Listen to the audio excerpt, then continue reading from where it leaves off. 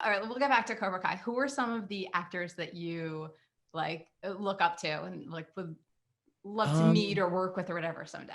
yeah, John Leguizamo and Oscar Isaac and Diego Luna I'd say are the three, I guess, actors that I look up to the most. Being a Latino, I feel like they've really made huge strides in the industries that they work in and kind of like the path that they've carved out for themselves. I feel like they're three of probably the best examples that I can think of off the top of my head. And they're also super talented actors. Um, Yeah. but By the way, Oscar Isaac was he? I feel like I just read this morning that he was cast to play um, Francis Ford Coppola in oh, I didn't like a even know movie that. called Making of the Godfather or something, which would be That's amazing. interesting. No, I didn't even know that. No, the Yeah, most recently I know that he's in Dune, the new Dune that's going to come out, but and also like Star Wars and Ex Machina and stuff like that. But uh, yeah, I those love are them. all good actors. John Yeah, exactly. Leguizamo is like amazing, and he's Yeah, like I heard him on a podcast recently. Actually, I forget who was interviewing him, but yeah, it was really he's really interesting too. Not just talented, but like a super interesting guy. yeah, for sure, for sure. There's so many talented actors in the industry that you really can't go wrong. I really like. Recently, I just watched Million Dollar Baby, and Hilary Swank was super good in that movie. That was like an intense movie. I was not expecting that.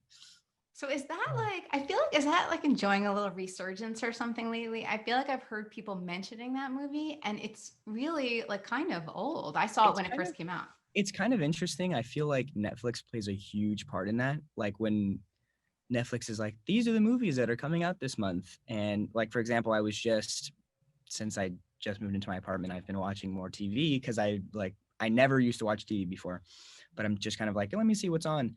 And you look at like the trending on Netflix and it's like Yeah.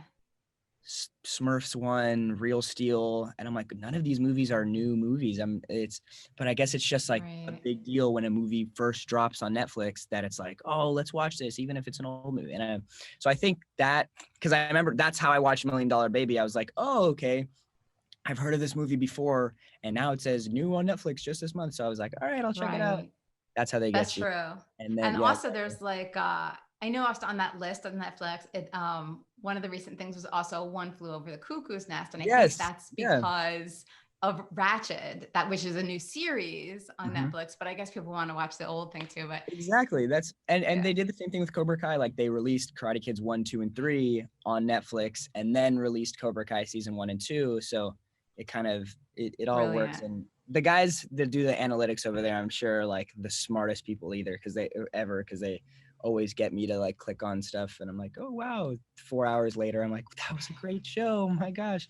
So Right, they but did it's like a right gift. It's a for sure. gift to find these shows. So I don't, they're super smart, but I appreciate it. I appreciate Netflix. And also, okay, so let's go back to Cobra Kai for a second.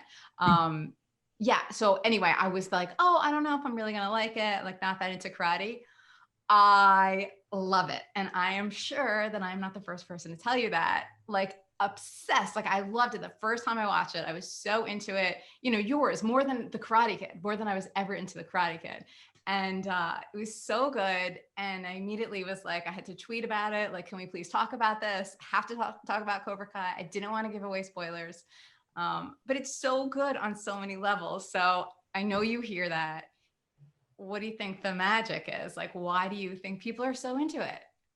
I think most of it can be attributed to our creators. Like our creators have, time and time again said that the Karate Kid is like their Star Wars. Like they really, really love the Karate Kid, and because of that, they know what the fans want because they're the biggest fans of the Karate Kid. You know what I'm saying? So, Yeah, that so makes when sense. creating the show, they know where to put the nostalgia, what kind of drama they want or people want to see ensue. And I think also what's really great about it is that there's no really good guy or bad guy. Like in the original Karate Kid, there was very clearly a protagonist in, Ralph Macchio or Daniel LaRusso, and an antagonist with not only Kreese, but Johnny Lawrence, right?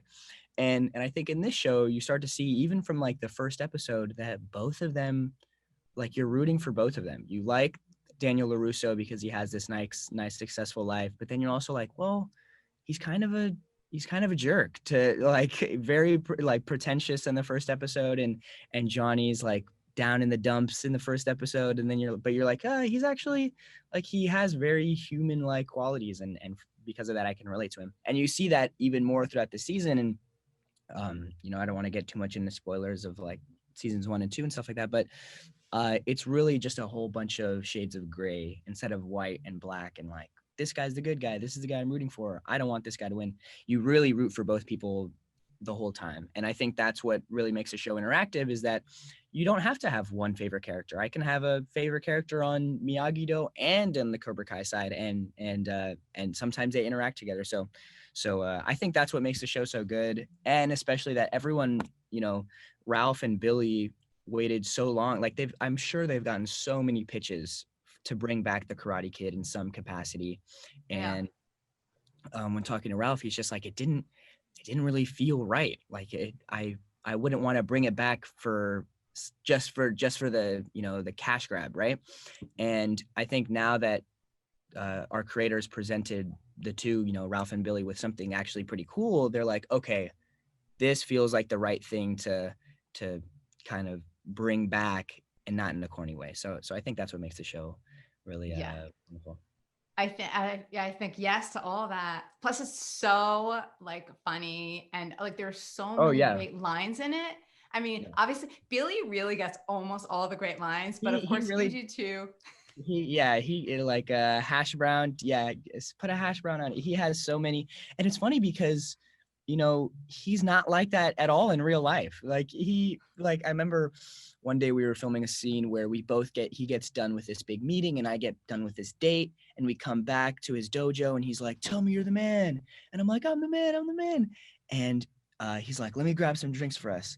And he pours the drinks and he's like, here, and clinks cups with me. He's like, and I smell it. And I'm like, is this whiskey or tequila or something? He's like, it'll put hair on your balls. And that was the line. And he was like, guys, like, do I really have to say this? Like, I feel like it's funny because as a father, he's like, I don't know. I don't like, this is not for something that I would say. Like, he's the sweetest guy ever, but he plays this dude that is not only like technologically not available whatsoever. Like, he is he's not he can't use technology at all, and also just super insensitive to everything else. So it's funny because he's the exact opposite of that. He's like the sweetest, most humble, down to earth man I've ever met, and he has to say all these things that are like, like all of these rude, right? A lot of misogynistic, exactly. All of the things that come out of his mouth. I'm sure I totally believe you. But it's so funny. It's like they plucked him out of the 80s too, and like put him in current day, and it's just so funny. I mean, also, like, I love the fact that even in probably the first episode, maybe the second, I don't remember, when you're like, well, wait, my guidance counselor told me, exactly, and it was so perfect. Like, shut up. Right. He's like, don't listen to your guidance counselor anymore. Yeah. Right. So funny. So that also it is so, like, for anybody who grew up in the 80s, I'm sure you know this, it is really like, it puts us right back there. And it's just so something so nostalgic and so like comfortable about the music, the whole thing. So I know you weren't around then. No.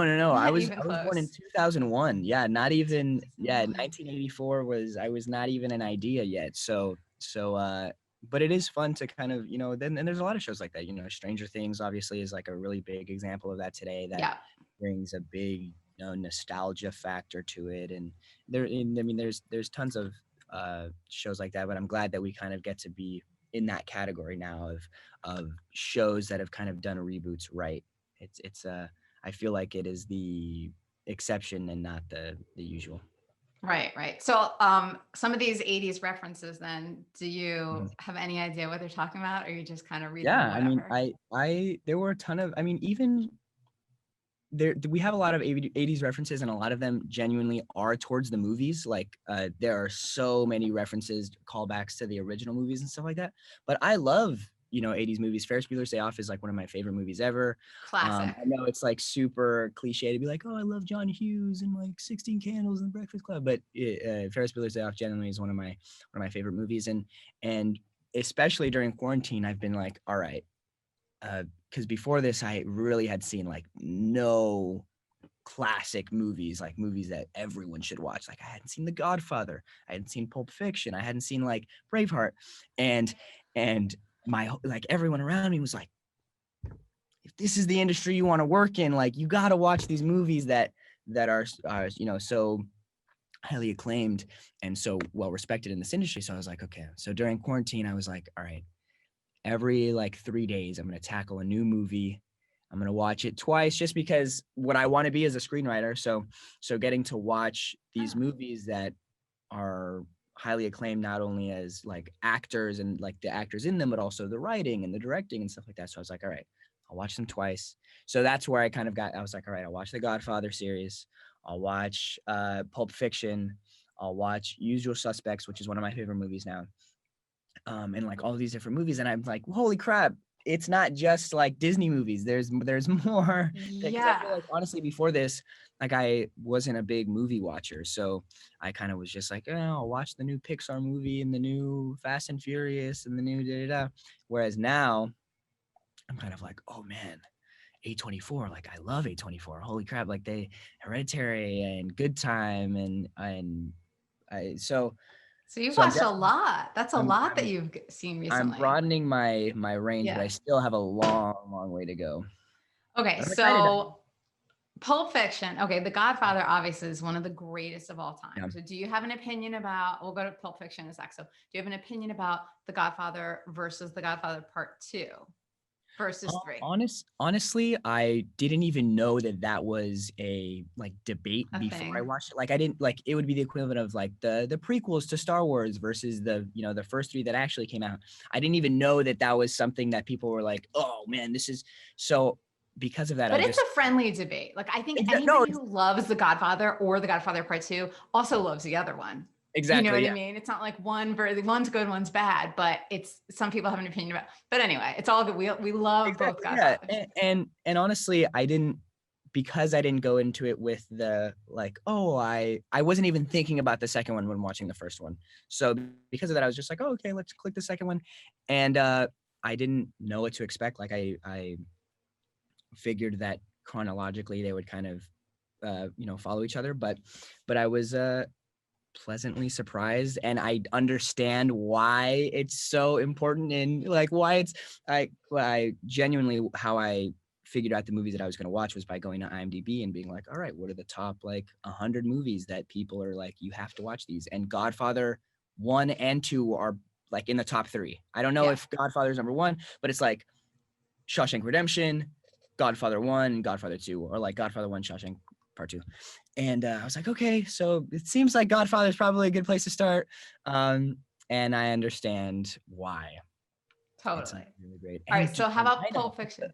Sorry, what? Like the lineup in that movie is crazy. Everyone is in that movie. I was like, oh my God. Like Pulp Fiction, I did love. I do like anthology movies like that kind of take a bunch of different storylines and intertwine them together. Yes. I do really love movies like that. And I hadn't honestly seen I don't think I've seen a ton of them. But like American Horror Story, I think is the only like big one that I can think of off the top of my head. That's like every season it changes. But I really loved Fargo is another one. Which one? Fargo. Oh, I haven't seen that one yet. Oh, Fargo, on TV? Fargo's on TV. Okay, so Fargo was a movie initially a long time ago, and now it's a series on FX. So the first season had nothing to do with the second season, which had nothing to do with the third, and the fourth season just started this week. Oh, wow. Okay, I'll check it out. So I recommend it. It's really good, especially start with season 1. It's like absolutely incredible. Okay, I feel like I've seen billboards of that. Maybe like knitted. I don't know. Maybe Chris Rock is in it now this season. But like a lot of really great actors have been in it. So you want to be a screenwriter? Yeah. Is that your main thing? Like you're setting your eyes on that? Like, yes. Yeah, I'd really love to be a screenwriter. Right now, the goal is to make a name for myself in the acting industry and really get to meet and work with as many people as possible and get to just work on a bunch of different types of projects. So I learn, so I can get better at writing. Like right now, I'm going to be honest, like the stuff that I write is subpar at best. Like it is, I still have a long way to go, but it's also because I haven't been writing for that long. Like I just figured out maybe in the past year that screenwriting is what I want to do. Like that's the long-term goal. So because of that, I'm like, all right, let me get my practice now, but it's hard. Like it's way, I have so like an immense amount of respect for the people who can sit down for an hour, 2 hours a day and be like, I'm going to write something, because I've had so many times where I've just sat down at my computer being like, oh, I have no ideas. Like I feel like my brain is empty, and then I'll leave and be like, oh, all the ideas are back. So Yeah. I have an immense amount of respect for people who can just sit down and write, first of all. And then second of all, like everyone in this industry is like, I'm an actor slash director slash writer slash producer, this and that. So I think being able to kind of at this young age of 19 years old, dip my toes into all of these different aspects of the industry, and then figure out when I'm mid 20s, 30s, 35, whatever, what it is that I want to do for the rest of my life. So right now I'm kind of just figuring out. Right now it seems like writing is what I want to do, but it could change next year. Yeah, but I think that's a great plan no matter what. If you're going to writing or if you're going to something different, just to expose yourself, make a name for yourself sounds good too. I mean, I'm not an industry expert, but it sounds like, yeah, why not? You're going to be at least doing different projects and then you'll be exposed to different things. You'll learn like what you like, what you don't, and even how to handle the things that you don't. So that seems like a great plan no matter what. Now that you live alone, I think I know something that you can do when you have spare time, right? You can Exactly. work Yeah. on a screenplay. I'm a writer as well, so I write for magazines and things, Mhm. and so it's totally different, not writing fiction.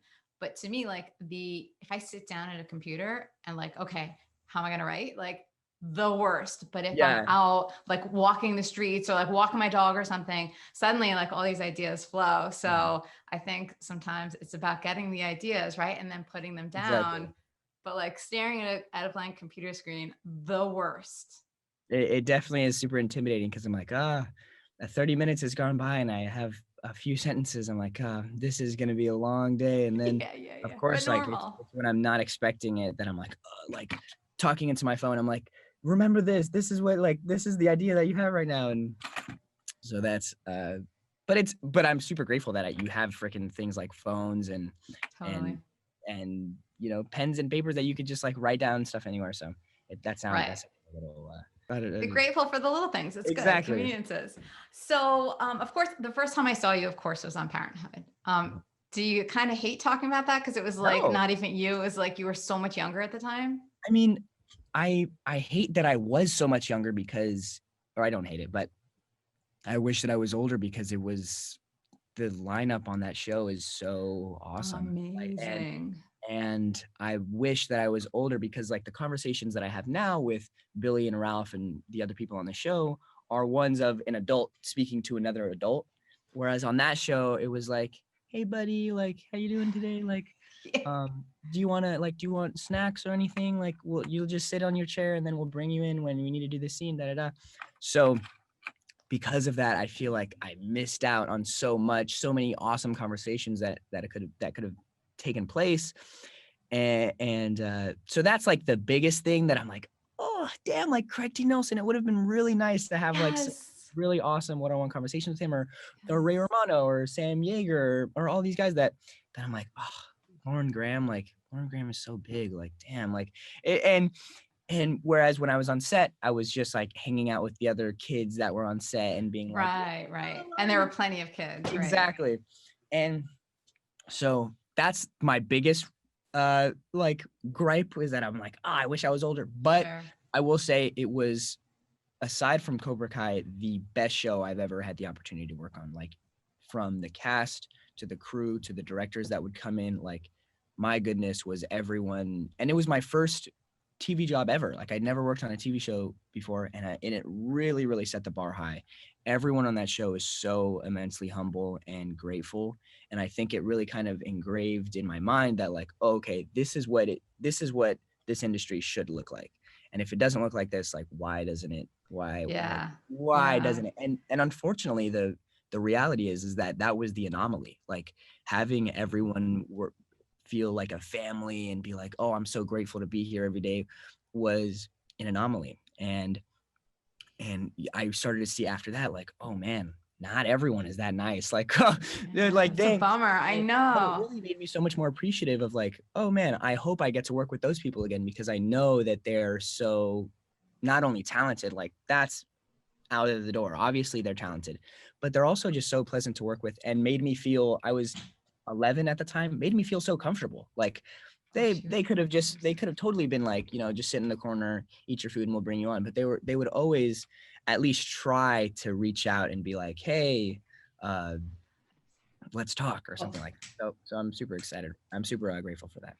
so I'm interested also in your family history Mhm. and your name. I was like looking that up and okay, so how do you pronounce it? And so your family background, you what is it Yeah, called? it's all over the Is it called place. Ifa? It's say it again. It's so interesting. So tell me about your childhood and like what. Yeah, so my full name is Ramario XOLO Maridueña.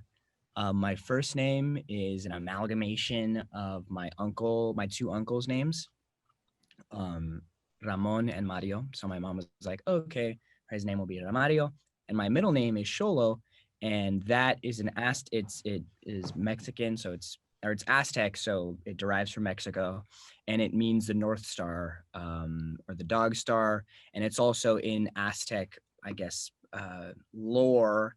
It's this dog that would guide people from the plane that everyone lives on to like the underworld, and would make sure that people get safely from the regular earth down to like wherever they were supposed to go next. So that's my middle name, and it's shortened down. It's like 20 letters, but my mom was just like, let's shorten it down to this. And even it's 4 letters right now, and it's still super hard for people to like look at and be like, Zolo. So Right. that's my middle name, and my last name is Maridueña, which is an Ecuadorian last name. And to be quite honest, I like a lot of the Ecuadorian side of my family. A lot of them are either in Ecuador or passed away. So I haven't met anyone on my Ecuadorian side of the family.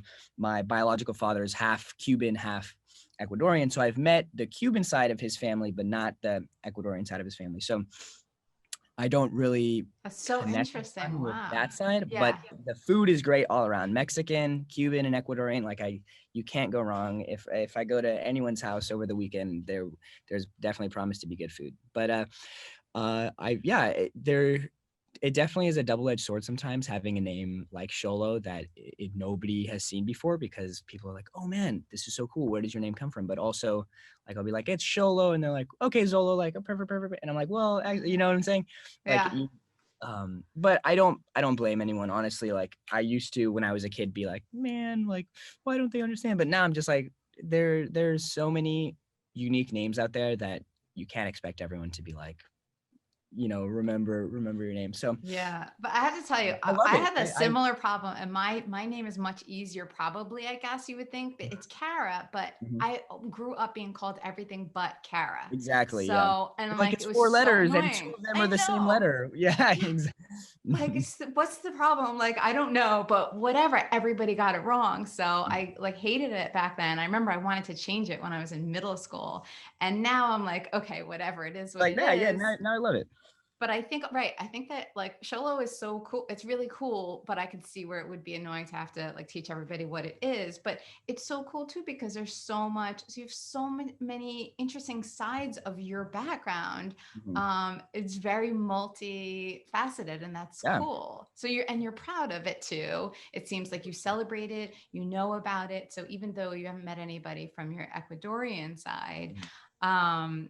I think that's great. And do you feel like you have a lot of family nearby who you're close to, or like where is everybody? Yeah, so proximity wise, everyone on my mom's side of the family lives either in Los Angeles or Las Vegas, so they're fairly close.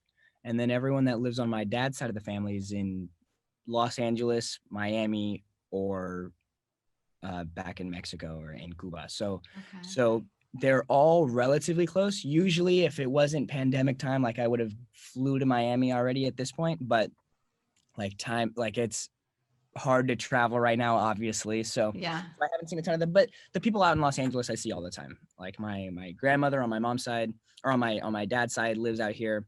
So I see them all the time. And now that I'm moving, they're all like, let's come over. Like, let me come over and cook for you. And I'm like, all right, let's do it. Like, let's make it happen. So I'm excited because I'm sure in these next couple of weeks, they'll start coming over more often. So That's so sweet. I like you. Let them all in. Let them all like bring yeah, stuff for you, exactly. cook for And I'm you. like, you guys want to come to my place and cook? Yeah, sure. Like, go for it. Like, Yeah. I'm sure whatever you're cooking would be much better than what I'm making. So So what? So what's in Miami? Did you like spend a certain time there? Or like what's your connection there? yeah, so my Cuban side of the family lives in Miami. Okay. So when I go out there, I kind of go visit them.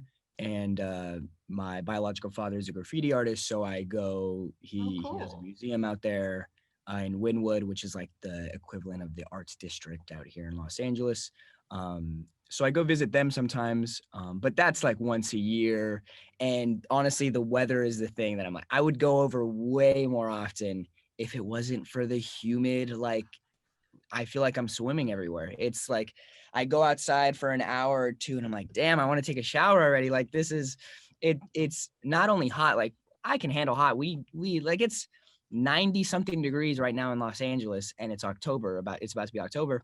But over there it's like 90 something degrees and also humid. And I'm like, I can't do it. But it's funny because all of my cousins and everyone that lives out there is like, I love it. I love the humidity. I'm like, No more way. power to you, I guess. Like I really I can't do it. know.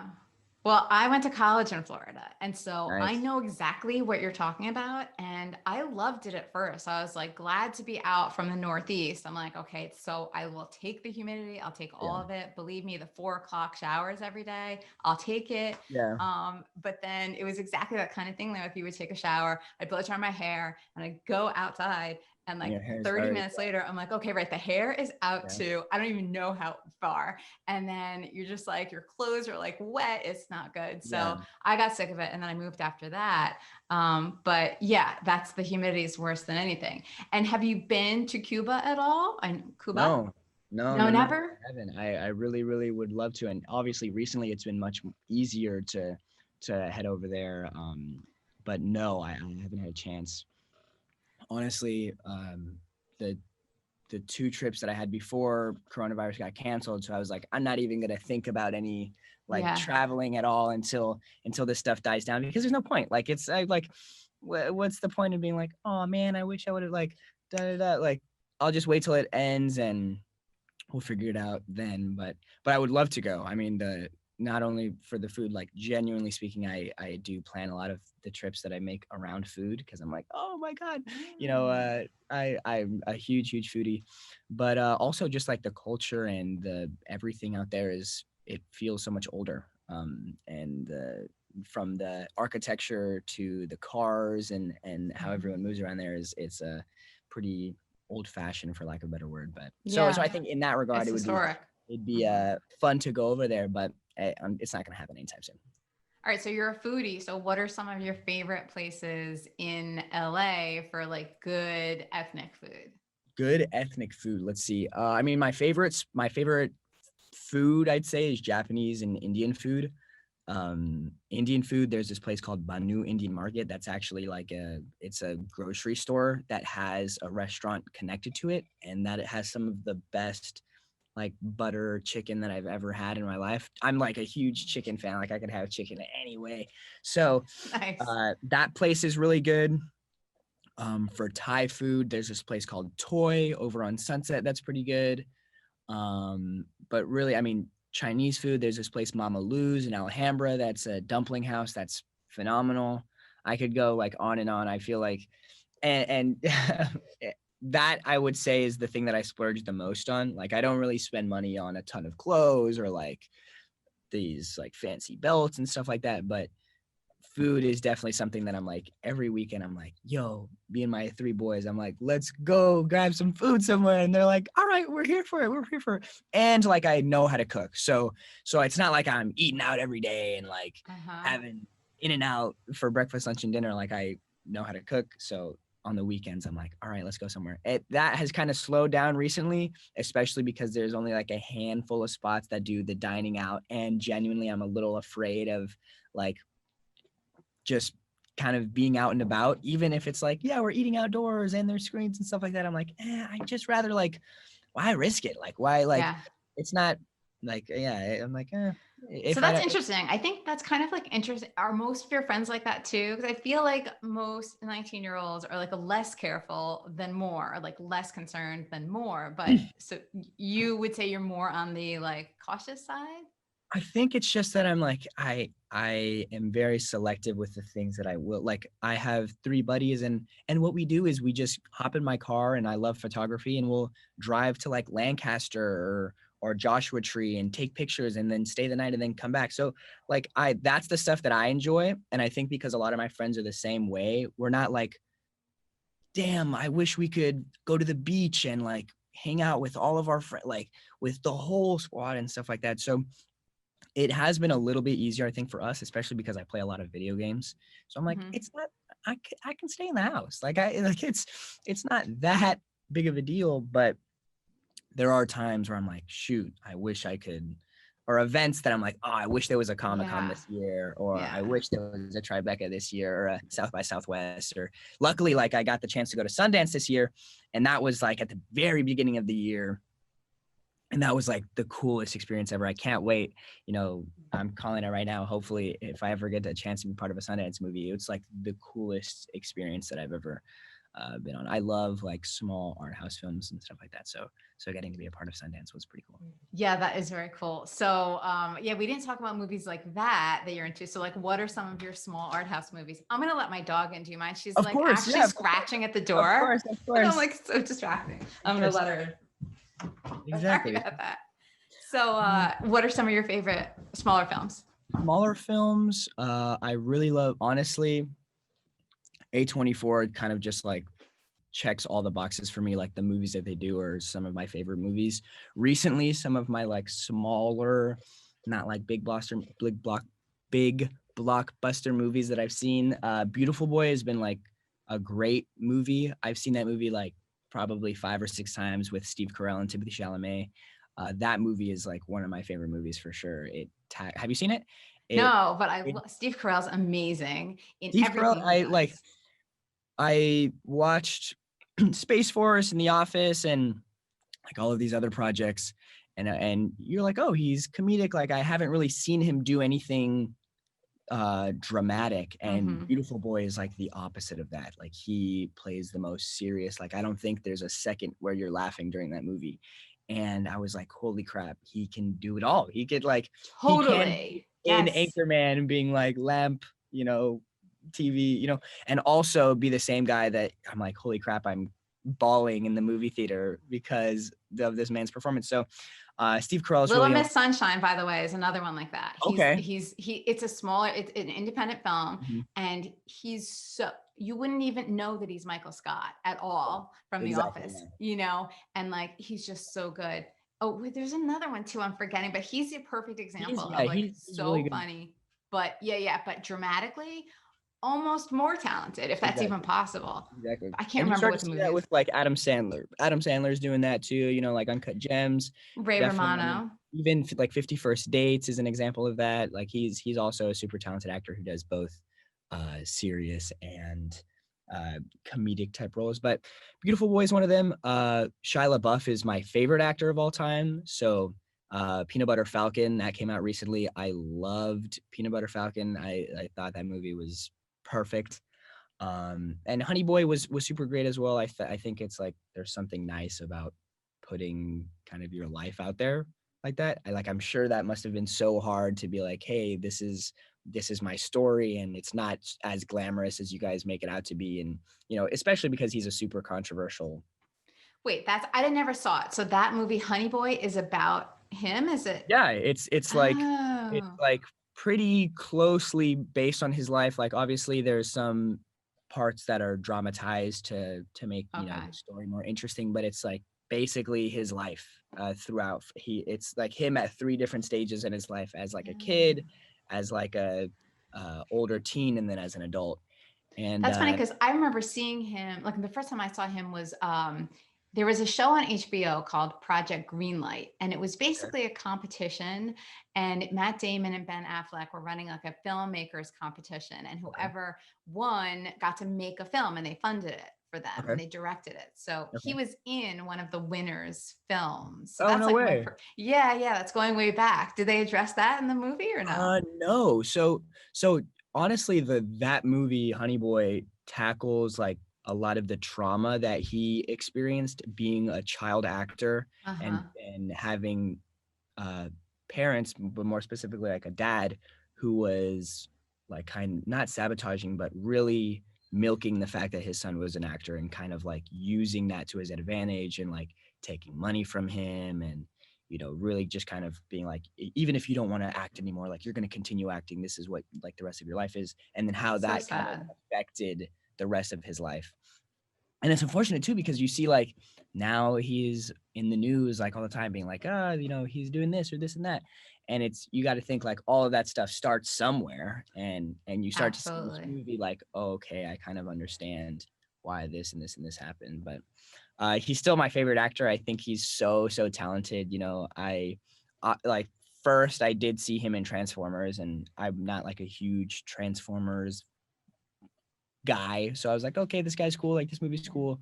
But then getting to watch like Fury and Lawless or not Lawless, but like Fury and all these other movies that he's in, you really start to see like, oh man, this guy can really act. So that's why he's one of my favorites. Okay, that's cool. I'm sorry. I have to now. I'm so sorry for interruption, but there's like a landscaper outside right now and just No starting problem. up a really loud. I just want to close my window. Yeah, I But I'm can't gonna even talk. hear it. You're fine. Yeah, Oh, go you for it. can't hear it, so it No, might not be. All right, I'm gonna close my window anyway, but I'm go. gonna ask you a question first. So let me ask you another Cobra Kai question, and then you can just kind of rattle that off. All right, so I know you said before that there's no like one side versus the other, but if you had to choose, would you choose Cobra Kai or Miyagi-Do? I think 100% it'd be Cobra Kai. After getting to watch the show, because genuinely, like, I don't really film with the Miyagi-Do side for most of seasons 1 and 2. So after watching the show, I think even still, I'm a part of. I would lean on the Cobra Kai side. Like I feel like Johnny Lawrence as a figure, as like a leading figure, I relate more to him than I do to Daniel. If you asked me about the movie, I might have said, Miyagi-Do, like I agree more with that side, but I think once you start to see, the results of not only the Karate Kid, but why they're where they are today, I think the Johnny Lawrence side is one that I resonate more with and that I would be more inclined to join. Not only because like the dude is hilarious, but also I feel like he has way more human-like qualities than Daniel Russo. Right. Plus, he's really growing too, right? Oh yeah, for sure, Yeah. for sure. I mean, from the first episode And you're to helping him. Your character is helping him. exactly, we're helping each other, and I think Yeah. that's one of my favorite parts of the story is that Miguel really didn't grow up with a father figure at all, and Johnny 100% is his father figure, and because of that, he wants to make him proud. And at the end of season 2, when you see that by listening to Johnny, he inadvertently got himself kicked off of a balcony, like I think it's going to be, the results of season 2 are going to kind of pan out in an interesting way, just because you have to think like, if I trusted you and was so loyal to you that I went against what I was going to do and did what you said what I should do, and then I got hurt because of that. I think it's like personally as XOLO, not even as Miguel or connected to Cobra Kai, I would be like, oh, so heartbroken that I went against everything, like went against all of my morals and all my thoughts to do what you said, and I did what you said, and I got myself, in the hospital for it. I would be like, oh, devastated.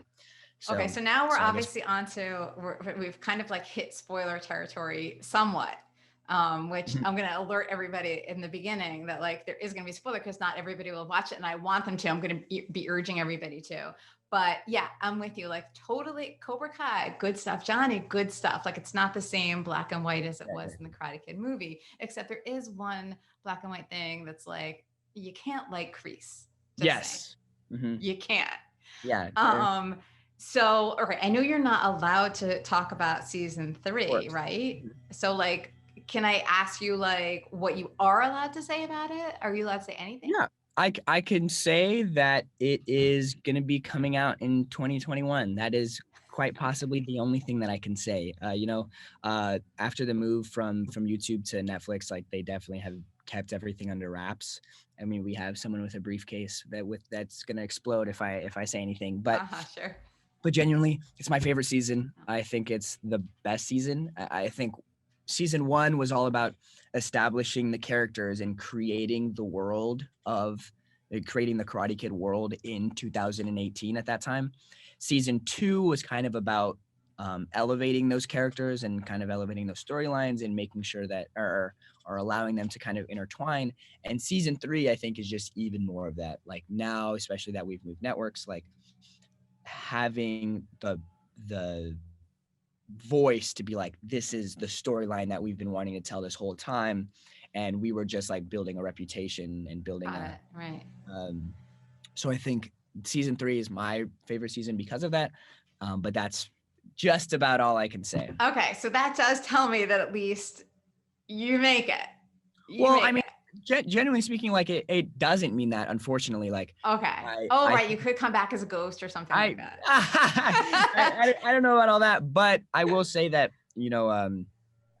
regardless as to whether or not I do make it, everyone else's performance like Okay. totally outshines, and I think will be worth the watch regardless. But we'll see. Okay. And you filmed it already, right? You filmed it before the We pandemic? we filmed it, yeah, before the pandemic. We finished, like we didn't even film in 2020, so we've been finished Wow. with it, and because of movie networks and because of this pandemic, like it's been hard, but also it's like a double-edged sword because seasons 1 and 2 dropped on Netflix, and because everyone was at the house, like I feel like it Yeah. blew up like Blew totally up. out of proportions, and none of us expected that. I didn't expect it, at least. Like our creators were like, hey Sholo, we want to call you and let you know that we're dropping on Netflix next week, and this is going to change your life, like like regardless as to whether or not it, like this is going to be a really big move. And they said that when we went on YouTube, and our show got pretty big on YouTube. I think, all things considered, like we were definitely the biggest show that YouTube had, at least the biggest scripted show. And you started to see all of the fans of the original Karate Kid like really gravitate towards Cobra Kai, because they were like, oh my gosh, it's everything that I loved about the Karate Kid, but a new story. So I think because of that, having it on Netflix with so many new eyes around the world, like there's people from Brazil that are like, oh my gosh, yes, Cobra Kai, people from Australia, from Europe, from all across the globe that are now having the opportunity to see this show. I think it really hopefully sets us up season 4, but I hope that we get to continue this story and really get to show everyone like what we've been wanting to show them this whole time. So I hope so too.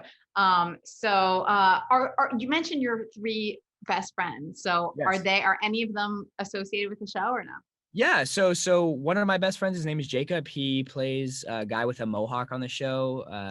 He Oh, I'm is not familiar with that guy. Who he on is earth would that be?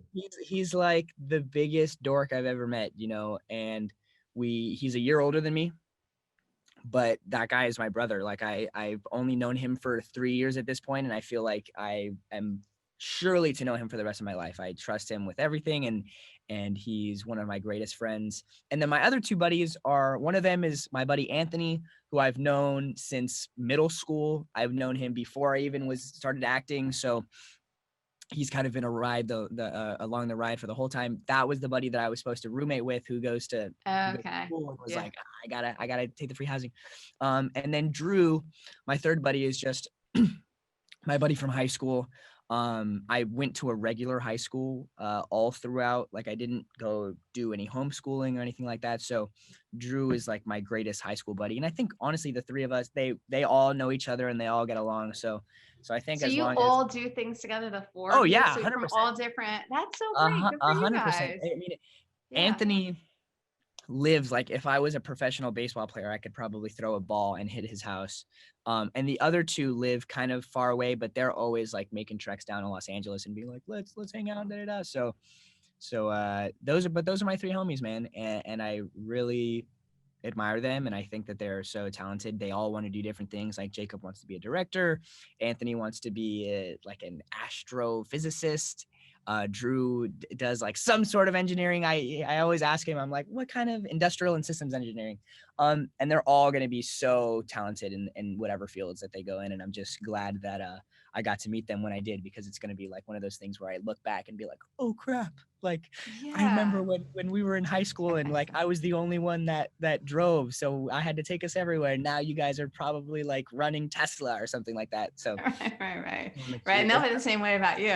So I exactly. forgot to ask you this too, of course. So you obviously have major training in martial arts, right? Like you're really doing that stuff. You probably do you have a stunt guy too? Like, well, how does Yeah. all that work? I mean, I definitely have a stunt guy. Noah and Mark are both Noah being Garrett and Mark Canonisado are both my stunt doubles. And genuinely speaking, I need to stop saying that. But I do a I lot of my didn't own even stunts. notice you said that, by the way. Do you feel like you say that a lot? I feel like I definitely do say genuinely speaking a lot, which should be kind of a given. Like I wouldn't speak, not from the heart, but I do a lot of my own stunts. I'd say 90 to 95% of the stunts that I do are myself, or the stunts in the show. The only area that it gets a little bit, wonky is when physically there is something that could be hurting me. Like there were only 2 stunts this season that I couldn't do, and one of them was getting thrown up against a tree, and they were just like, they were like, we can't, like, there are so many accidents that it's like, it's not even, we believe that you can do it. It's just the guy throwing you, like, we would hate for something bad to happen and he accidentally miss and you hit a part, like you don't hit the back pad. You know what I'm saying? So Yeah. there were 2 instances like that in both of the seasons that I couldn't do. But I've been really fortunate, and all of my respect goes to our 2 stunt coordinators, Hito and Janelle, because they really train us properly. Like they make sure that we're comfortable and that, we're safe doing what we're doing. And when that happens, like everything else comes so much more easy.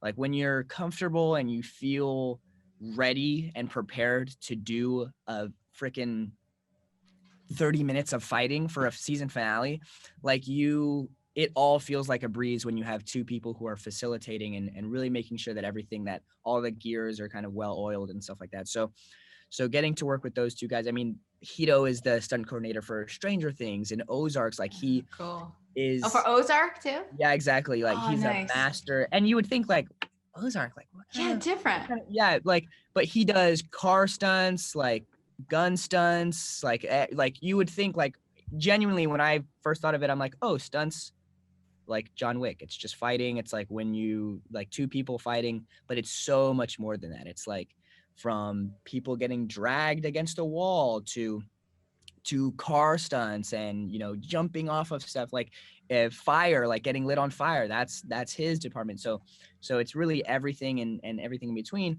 And getting to work with someone who is so talented like that is just Cobra Kai owes everything to these guys, because without these iconic fight scenes with like Johnny in the first episode where he's kicking a bunch of teenagers' butts, or when Johnny and Billy get to fight, or Johnny and Ralph get to fight, like all of that is owed to Hito and Janelle. So they deserve all of the credit for that. They got nominated For for sure. our show for stunts and stuff like that. So I'm excited to see what they Awesome. cook up for season 3 and 4.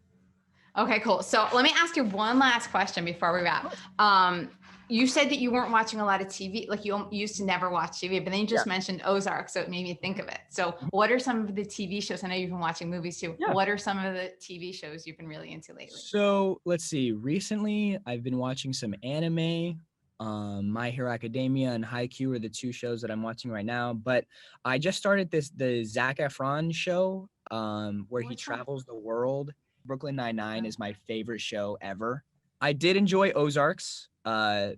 Jason Bateman is for sure another one of the actors that I'm like, wow, he's so talented. Like he really can do comedic and like Arrested Development, but also work on a show like Ozarks, where I'm like, holy crap, this man is good. so good. Shameless is one of my favorite shows. It feels like that show's been going on forever, but each season I'm like, wow, this is still surprising me with how good it is. I really love Shameless. Everyone on the show is is wonderful. Yeah, you got a lot. You've been watching a lot of good things that give you a lot of, you've been finding the good stuff. So I'm going to write down some of the things that I haven't seen. For sure, Honey Boy is going to be the first on my list. Honey Boy is super, super good. Okay. You know, I'm blanking on the actors in Honey Boy, but both of the guys that play Shia LaBeouf are really, really talented. Okay. One of I them, will check that out. Lucas something. But yeah, I would definitely suggest Okay. Honey Boy. And if for sure, if you have any suggestions, send them my way. I will. I have ample time right now. So If you like this video, please make sure you smash that like button and tap on subscribe for more real talks with your favorite celebrities. See you soon. Coney Island on? So no, Coney Island is Brooklyn, so that's part of New York. It's not New York Okay. City, but it's Brooklyn. So, but yeah, you've been there? And wait, but Newark, that airport is in New Jersey, right? Correct. That's the like airport's New Jersey. That is like the roughest time I've ever, like I've flown to New York before in LaGuardia and left from Newark, or Yeah. maybe is there another one? And that was like the longest drive ever. There must be some tunnel or something like that goes. Yeah, it's a tunnel, but it's super close to the city, like super close. It was, maybe it was just traffic or something that day, or maybe it was just that I was like 12 years old and 5 minutes felt like an hour. But I just remember being like, oh my gosh, we can just fly out of LaGuardia or JFK next time. Like this is rough. That's so But funny that's so because cool. So how long have you lived in New Jersey? so like Or how long did you live there? pretty much my whole life until I moved to Florida, like I said, for college. So Okay. I was in Florida for 4 years, and then I decided to move back here when it got too hot and humid. And I was like, I'm so done with this, and I have to Nice. change my career. So like I'm going to work, in something different. So I moved back up Northeast, and then so I've been here ever since. To tell you the truth, I'm kind of itching to be like either bi-coastal or at some point move to California. I'm not sure. But I do fly out there a few times a year to do interviews and whatnot. And it's I love New York now. So I really do like having the best of both. I get that. They're both acquired tastes, Los Angeles and New York. Like if you don't like it in the first couple of weeks, I really don't think you'll like it at all. Like the traffic in Los Angeles is terrible, but the food out here and the culture out here, I'd say is great. But the pacing is so different from New York. Like Totally. New York, I'd say it's definitely like this, whereas Los Angeles is like hurry up and wait. So that's true. Both acquired taste, but I love them both. I really do, and the food in both is so phenomenal.